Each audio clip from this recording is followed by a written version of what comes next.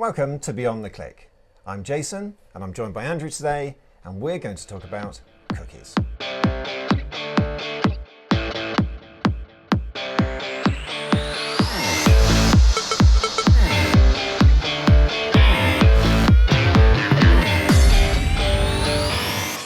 Andrew, in plain English, what do website owners have to do if they want to comply with the cookie law?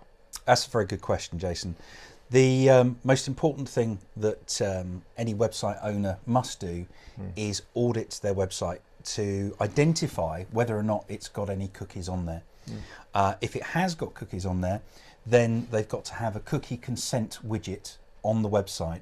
That will allow users, visitors to the website, to decide whether or not they want to accept those cookies when they visit the website or decline. I see. And this audit then, how does that happen? How does that take place? How do you work out which cookies you have on your website? Okay, so an audit of your website for cookies is actually a very, very straightforward process. It's not onerous at all. There's lots of software out there, and there's lots of agencies out there who'll perform that task for you. When you do the audit, you will categorize those cookies into essentially 4 different categories.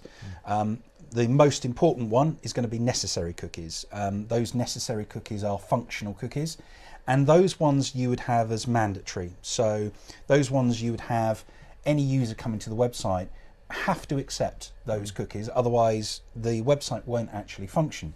Right. And there are 3 other basic types of buckets, basic categories that you can put your cookies into as well. Okay.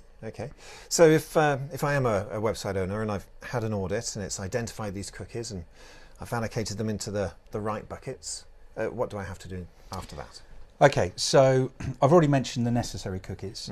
You've then got 3 other types of cookies. So you've got your preference cookies. So preference cookies are if you visit a website one time and then you return back there, the website will understand who you are and they will present different content to you based upon your preferences. You also have statistical cookies. Now those ones would be Google Analytics. So that measures not who you are, but you as a number. So it doesn't identify you as Jason, but it identifies you as a number itself. And then finally, you've got your marketing cookies. Those ones are the third-party behavioral advertising ones. So if you go to a website and you are looking at cameras, for example, you are then going off that website and you're presented with adverts for cameras. So those cookies are the behavioral advertising cookies. They're the ones that a lot of people don't like. Now, once you've categorized your cookies, you put them into buckets, into those buckets, and you get a consent widget module that you put onto your website that when a visitor comes to your website, they can decide which of those buckets they accept. Oh, I see. Okay. And is deploying that module, is that something straightforward, or is that how would a website owner go about doing that? Well, there are lots of cookie widgets, cookie modules out there in the marketplace. A very good one is Allow. That allows you to deploy the widget onto your website very, very easily. You can also then customize it in terms of styling, so it doesn't look out of place on your website. So you could go to any particular agency, or you can actually buy the product off the shelf and install it yourself. Okay. And which would you recommend? Well, as I mentioned, the Allow cookie widget is a very, very good one. It's highly customizable, easy to use in terms of the cookie widgets, and you can style it very, very easily.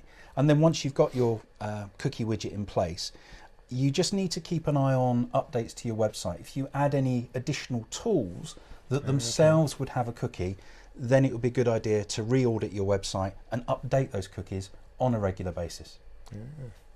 Well, I see.